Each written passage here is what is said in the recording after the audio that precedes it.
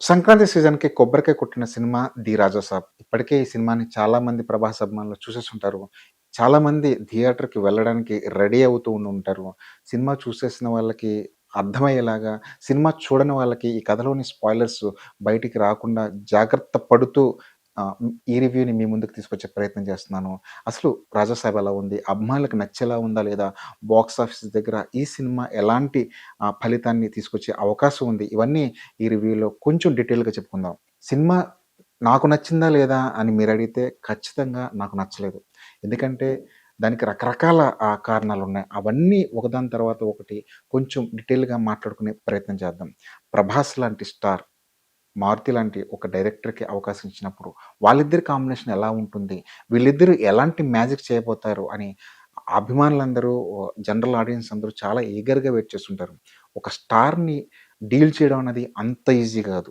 ముఖ్యంగా 'ప్రభాస్' లాంటి ఒక పెద్ద గ్లోబల్ ఇమేజ్ ఉన్న ఒక స్టార్‌ని, పాన్ ఇండియా స్టార్‌ని, పాన్ వరల్డ్ స్టార్‌ని డీల్ చేయడం అన్నది ఎట్టి పరిస్థితుల్లోనూ ఈజీ కాదు. ముఖ్యంగా ఈ రోజుల్లో ఒక స్టార్ హీరో నుంచి ఒక సినిమా వస్తుందంటే రకరకాల ఎక్స్‌పెక్టేషన్స్ పెట్టుకుంటున్న ఇలాంటి రోజుల్లో ఒక హీరోని, ఒక స్టార్ హీరోని డీల్ చేయడం అనేది ఏమాత్రం కూడా అంత ఈజీ టాస్క్ ఏం కాదు. అయితే హీరో అన్నవాడు డైరెక్టర్ దారిలో వచ్చేసి డైరెక్టర్‌కి బ్లెండ్ అయిపోయి, అతనికి లొంగిపోయి ఒక సినిమా చేయాలి. లేదంటే ఈ డైరెక్టరే హీరో ఇమేజ్‌కి, హీరో క్రేజ్‌కి, హీరో ఫ్యాన్స్ ఏమైతే ఎక్స్‌పెక్ట్ చేస్తున్నారో వాటికి తగ్గట్టుగా ఒక స్క్రిప్ట్ రాసుకొని వెళ్ళాలి. ఈ రెండిట్లో ఏది జరిగినా సరే ఈ కాంబినేషన్ అనేది వర్కౌట్ అవుతూ ఉంటుంది.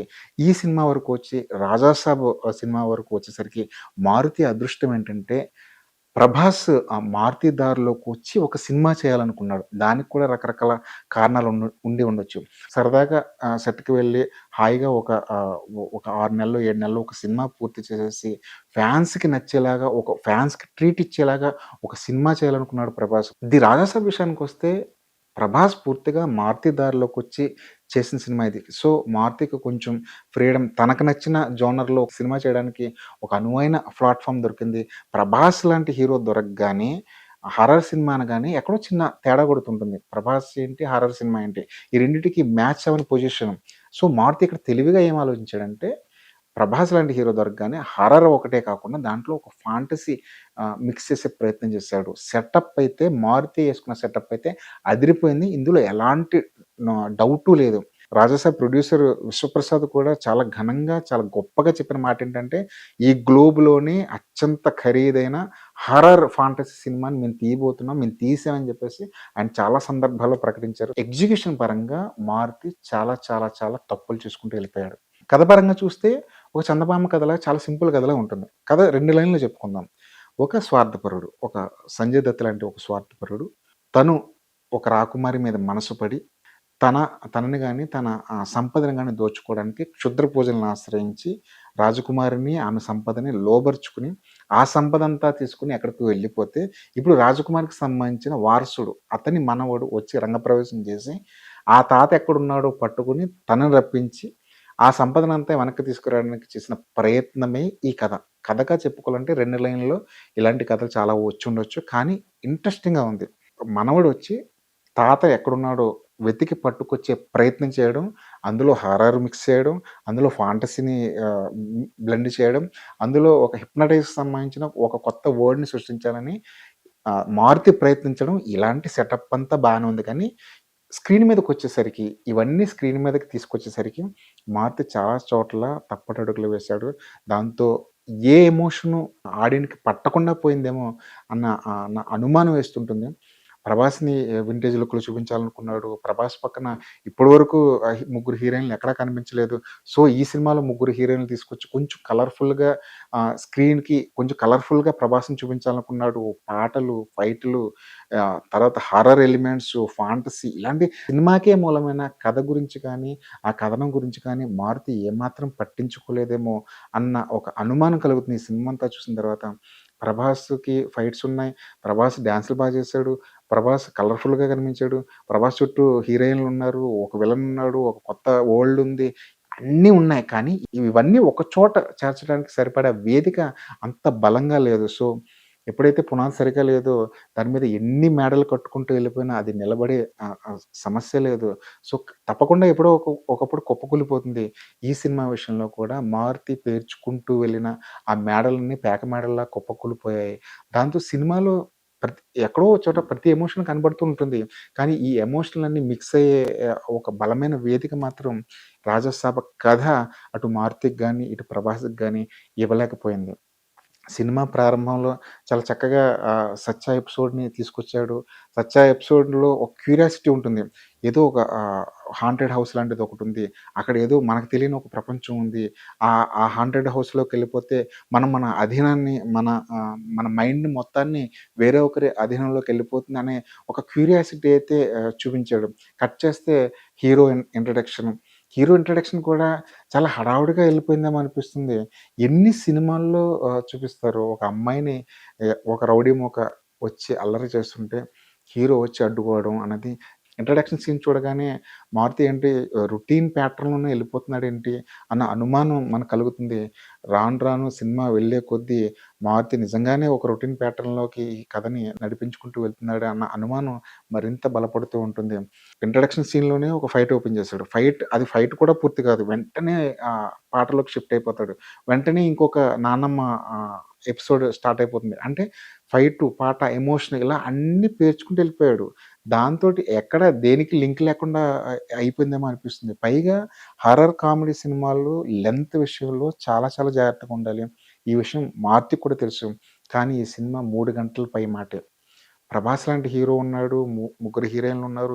పెద్ద పెద్ద సెటప్‌లున్నాయి. కాబట్టి ఎంత సినిమా అయినా సరే ఆడియన్స్ చూస్తారు. ప్రాబ్లమ్ లేదు అనుకుని మారుతి గాని, నిర్మాతలు గాని, ప్రభాస్ గాని చాలా ఈజీగా నమ్మేసి, బ్లైండ్‌గా నమ్మేసి 3 గంటల సినిమాను వదిలేసారేమో అనిపిస్తుంది. కానీ హారర్ సినిమా ఎప్పుడూ షార్ప్‌గానే ఉండాలి అన్న విషయాన్ని 'రాజసాబ్' ఫలితం ఖచ్చితంగా ఇంకో మారు డైరెక్టర్స్‌కి గాని, ప్రొడ్యూసర్‌కి గాని గుచ్చి గుచ్చి చెప్పే ప్రయత్నం చేస్తుంది.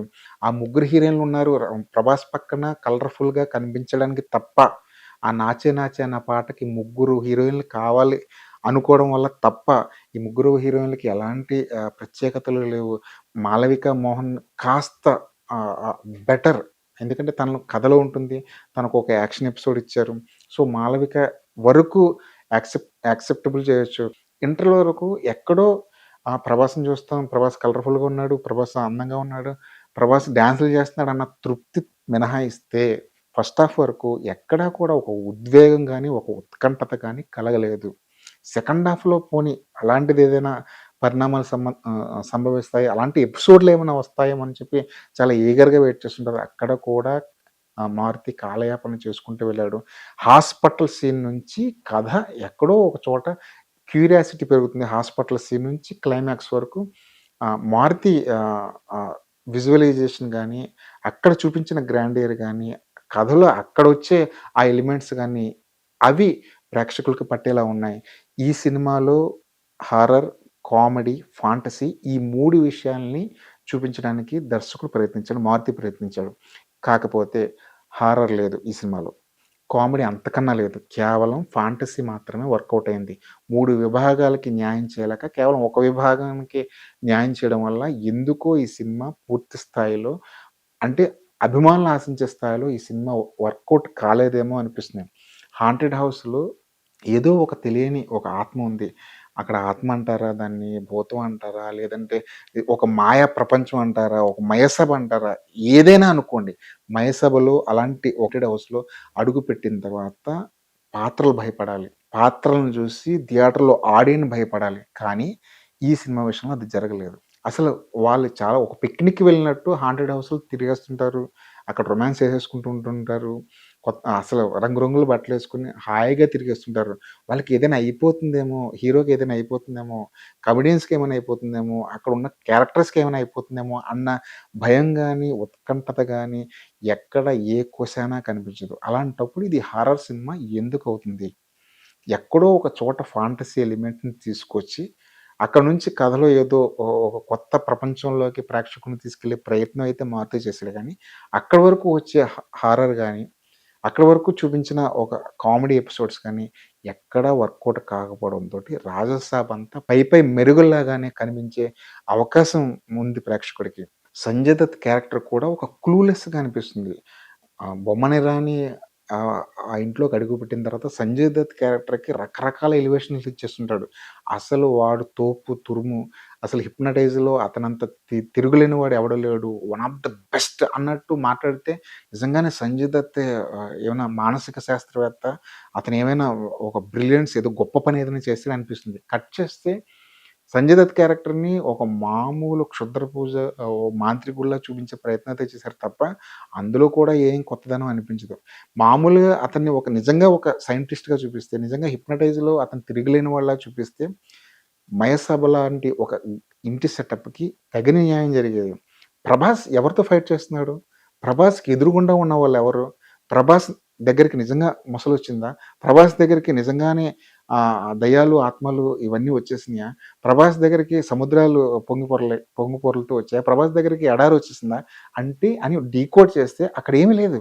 ఏమీ లేని చోట ఒక శూన్యంలో ప్రభాస్ లాంటి ఒక డైనోసార్ యుద్ధం చేస్తూ ఉంటుంది. మీరు డీకోడ్ చేస్తే గనక. అంటే ఆ మయసభలో ఏమీ లేవు. ఏమీ లేని చోట ప్రభాస్ యుద్ధం చేస్తున్నాడు. ఎవరితో యుద్ధం చేస్తున్నాడంటే అక్కడ ఎవరు లేరు. డీకోడ్ చేస్తే అక్కడ మారుతి రాసిన సన్నివేశాలను డీకోడ్ చేస్తే అక్కడ ఏమీ లేని చోట శూన్యంలో ప్రభాస్ యుద్ధం చేస్తున్నాడు అంతే. ఏమీ లేని చోట ప్రభాస్ ఎందుకంత హడావుడి పడిపోతున్నాడు? వాళ్ళకేంటి? వాళ్ళకొచ్చే ఆపదేంటి అన్నది ఆడియన్‌కి అర్థం కాదు. అసలు కొన్ని సీన్‌లయితే ఇక్కడ వేసుకున్న మైండ్ గేమ్‌కి సంబంధించిన సీన్‌లయితే ఆడియన్ అర్థం చేసుకోవడానికి చాలా చాలా చాలా టైం పడుతుంది. ఇంటికెళ్ళిన తర్వాత ప్రభాస్ ఎవరితో ఫైట్ చేసాడనేది ఒకసారి డీకోడ్ చేసి చూడండి. మీకు ఖచ్చితంగా ఒక ఆన్సర్ దొరుకుతుంది. ఆ ఆన్సర్ దొరికినప్పుడు మారుతి ఓహో! ఇలా అనుకుని ఈ సీన్‌లు రాసుకున్నాడా? ఓహో! మారుతి రాసుకున్న సీన్‌ల ఉద్దేశ్యం వెనక ఇలాంటి ఉద్దేశాలున్నాయా? మారుతి రాసుకున్న సీన్‌ల వెనక ఇలాంటి ఉద్దేశాలున్నాయా? అనేది అప్పుడు అర్థమవుతుంది. అప్పటి వరకు డీకోడ్ చేయని వాళ్ళకి మాత్రం చాలా కన్‌ఫ్యూజన్‌గా అనిపిస్తుంది ఆ 30 నిమిషాలు. డీకోడ్ చేస్తే ఓకే. పర్లేదు మారుతి ఏదో ప్రభాస్ లాంటి ఒక స్టార్‌ని పెట్టుకొని ఏదో కొత్తగా ఏదైనా చూపించడానికి ప్రయత్నించాడు అనిపిస్తుంది.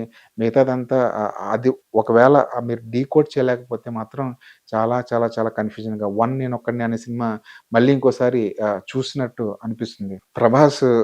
యాక్టర్ పరంగా ప్రభాస్ ఏం చేసాడు ఈ సినిమా అంటే మంచి మంచి డ్రెస్సులేసుకున్నాడు. చాలా అందంగా కనిపించాడు. హీరోయిన్‌లతో ఆడాడు, పాడాడు. ఇంతకు మించి ప్రభాస్ ఏం చేసాడంటే చాలా క్వెషన్ మార్క్స్ వస్తుంటాయి. కానీ 'హాస్పిటల్' సీన్‌లో మాత్రం ప్రభాస్ ఖచ్చితంగా చేసాడు. నటుడుగా ఏదైనా కాస్త కష్టపడ్డాడంటే 'హాస్పిటల్' సీన్ వరకే. దానికి ముందు తర్వాత ప్రభాస్ చేసింది పెద్దగా ఎవరికీ అనిపించకపోవచ్చు. ప్రభాస్ అక్కడక్కడ ఒక బుజ్జిగాడిలాగా లేదంటే ఒక 'ఏక్ నిరంజన్‌లో' క్యారెక్టర్‌లాగా 'డార్లింగ్‌లో' ప్రభాస్‌లా మాట్లాడడం మాత్రం ప్రభాస్ అభిమానులకి నచ్చుతుంది. ప్రభాస్ డబ్బింగ్ విషయంలో కాస్త కేర్ తీసుకోవాల్సిన అవసరం ఉంది. ఎందుకంటే కొన్ని డైలాగులు అసలు ఏమాత్రం వినిపించట్లేదు. కాస్త చెక్ చేసుకోవాల్సిన అవసరం ఉంది. మిగతా క్యారెక్టర్‌లో చూస్తే సంజయ్ దత్ కాస్త గంభీరంగా కనిపించినప్పటికీ సంజయ్ దత్ క్యారెక్టర్‌ని కూడా సరిగ్గా వాడుకోలేదేమో అనిపిస్తుంది. మిగతా క్యారెక్టర్ల గురించి 'సప్తగిరి' గురించి కానీ, 'ప్రభాస్' సీన్ గురించి కానీ చెప్పుకోవాల్సిన అవసరం లేదు. చాలా కాలం తర్వాత వెరైటీగా కనిపించాడు. అదొక్కటే ఈ సినిమాలో ఏదైనా 'సత్య' గురించి చెప్పుకోవాల్సొస్తే టెక్నికల్‌గా చూస్తే సినిమాకి ఎంత కావాలో విశ్వప్రసాద్ గారు అంత ఖర్చు పెట్టారు. సో, ఆయన తప్పేం లేదు. ఏం కావాలో అది ఇచ్చేసారు. సో, గ్రాండియర్‌గా కనిపించింది ఆ సెటప్ మొత్తం గ్రాండియర్‌గా కనిపించింది. ఫైట్స్ విషయానికొస్తే ప్రభాస్ ఫైట్ చేస్తే ఎలా ఉండాలి? ప్రభాస్ ఫైట్ చేస్తే ఆడిటోరియం మొత్తం ప్యాక్ అయిపోవాలి. ఆడిటోరియం మాత్రం దద్దరిల్లిపోవాలి. ఇక్కడ కూడా ఫైట్స్ ఉన్నాయి. కానీ ఫైట్‌కి ముందున్న ఎమోషన్ మాత్రం మిస్ అయిపోతుంది. ఏదో ఫైట్ వచ్చింది. ప్రభాస్ ఉన్నాడు కాబట్టి ఒక ఫైట్ ఉండాలి కాబట్టి అక్కడ ఒక ఫైట్ అయిపోయింది తప్ప, ఒక 5 నిమిషాల ఎపిసోడ్‌లాగా ఉంటుంది తప్ప, ఆ ఫైట్‌లో ఎమోషన్ క్యారీ చేయడానికి ప్రయత్నించలేదు. ఎమోషన్ క్యారీ 'ప్రభాస్' లాంటి హీరో ఉన్నప్పుడు, 'ప్రభాస్' లాంటి కటౌట్ ఉన్నప్పుడు ఎమోషన్ క్యారీ చేయడానికి ప్రయత్నించాలి. కానీ ఈ కథలో అది జరగలేదు. మిగతా 'తమన్' బ్యాక్‌గ్రౌండ్ స్కోర్ ఎప్పుడూ అదరగొట్టేస్తాడు. అందులో ఎలాంటి డౌట్ లేదు. కానీ 'తమన్' కూడా ఆ ట్యూన్ విషయంలో చాలా జాగ్రత్తగుండాలి. ఫస్ట్ పాట 'ప్రభాస్' ఇంట్రడక్షన్ సాంగ్ 'ప్రభాస్' ఫ్యాన్స్‌కే నచ్చలేదు. 'నాచే నాచే' పాట అది బాలీవుడ్ నుంచి తీసుకొచ్చారు. ఆ పాట ప్లేస్‌మెంట్ కూడా సరిగ్గా కిక్ ఇవ్వలేకపోయింది. పాట బావుంది. కానీ ప్లేస్‌మెంట్ సరిగ్గా లేకపోవడం వల్ల ఆ కిక్ రాలేదు. సెట్ వర్క్ బావుంది. ప్రొడక్షన్ డిజైనింగ్ బావుంది. అంతా బావుంది. కానీ కొన్ని కొన్ని చోట్ల ఆహ్, 'ప్రభాస్ డూబు' ఇది 'ప్రభాస్ డూబుకి సంబంధించిన సీను అనేది అర్థమైపోయేలాగా కొన్ని కొన్ని చోట్ల ఆ సీజీ వర్క్ విషయంలో ఎందుకో మరి ఫ్రీ హ్యాండ్ ఇచ్చేసినట్టున్నారు. ఆ సీజీ వర్క్ విషయంలో ఎందుకో మరి పట్టించుకోలేదేమో అనిపిస్తుంది. కొన్ని కొన్ని చోట్ల కరెక్ట్‌గా అబ్జర్వ్ చేయండి. 'ప్రభాస్‌కి' సంబంధించిన డూబ్ ఇది 'ప్రభాస్ డూబ్' అనేది స్పష్టంగా అర్థమైపోతుంది. అలాంటి విషయాల్లో టీమ్ ఇంకా జాగ్రత్తగా తీసుకోవాల్సిన అవసరం ఉంది. గ్రాఫిక్స్ అంటారా, విజువల్ ఎఫెక్ట్స్ అంటారా బాగా ఖర్చు పెట్టారు. కొన్ని కొన్ని చోట్ల గ్రాఫిక్స్ వావ్ అనిపించాయి. ముఖ్యంగా 'మహల్‌లో' సంబంధించిన ఆ గ్రాఫిక్స్ వావ్ అనిపించాయి. అక్కడక్కడ కొన్ని కొన్ని లోపాలున్నాయి. వాటినన్నిటిని మనం హ్మ్. ఓకే అనవచ్చు. కాకపోతే 'మారుతి' లాంటి దర్శకుడిని నమ్మి ఒక ప్రభాస్ ఒక అవకాశం ఇచ్చినప్పుడు, ఇంతకన్నా మంచి సినిమా ఏదో ప్రభాస్ ఫ్యాన్స్ ఎక్స్‌పెక్ట్ చేస్తారు. 'మారుతి' చాలా సందర్భాల్లో చెప్పిన విషయం ఏంటంటే, 'రాజాసాబ్' అనేది ప్రభాస్ చాలా ఇష్టంగా తన కిచెన్‌లో చాలా ఇష్టంగా తయారు చేసుకున్న ఒక వంటకం అని జెప్పారు. దురదృష్టవశాత్తు ఆ వంటకం రుచి, పచి లేకుండా తయారైపోయింది. మిగతా ఫ్యాన్స్ వాళ్ళ క్రిటిసిజం, వాళ్ళ మీమ్స్, వాళ్ళ ట్రోల్స్ మాట పక్కన పెడితే చాలామంది ప్రభాస్ ఫ్యాన్స్‌కే ఈ వంటకం రుచించకపోయే ప్రమాదం ఉంది. సో, కొంతకాలం ప్రభాస్ అభిమానుల్ని హ్మ్, ఈ గాయం కొంతకాలం వెంటాడే అవకాశం ఉంది. హ్మ్, పర్లేదు ప్రభాస్ ఫ్యాన్స్ రెడీగా ఉండండి పర్లేదు. 'ఫౌజీ' లాంటి సినిమా ఉంది. 'స్పిరిట్' ఉంది. ఆ 2 సినిమాలతో ప్రభాస్ అలరిస్తాడన్న నమ్మకంతో ఇంకొన్ని రోజులు వెయిట్ చేయక తప్పని పరిస్థితి.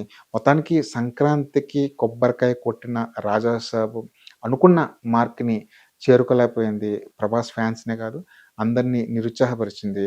ఈ సినిమా మీద మా జెన్యూన్ రిపోర్ట్ ఇది. ఈ సినిమా చూసిన తర్వాత మీకేమనిపించిందో కామెంట్ బాక్స్‌లో మెన్షన్ చేయండి.